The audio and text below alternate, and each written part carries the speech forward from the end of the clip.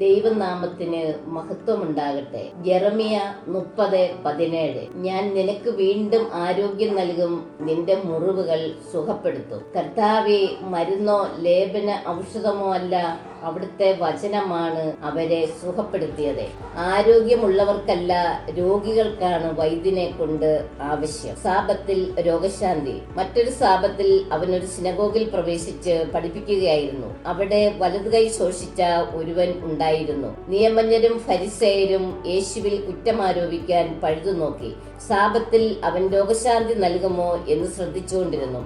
അവൻ അവരുടെ വിചാരങ്ങൾ മനസ്സിലാക്കിയിട്ട് കൈ ശോഷിച്ചവനോട് പറഞ്ഞു, എഴുന്നേറ്റ് നടുവിൽ വന്ന് നിൽക്കുക.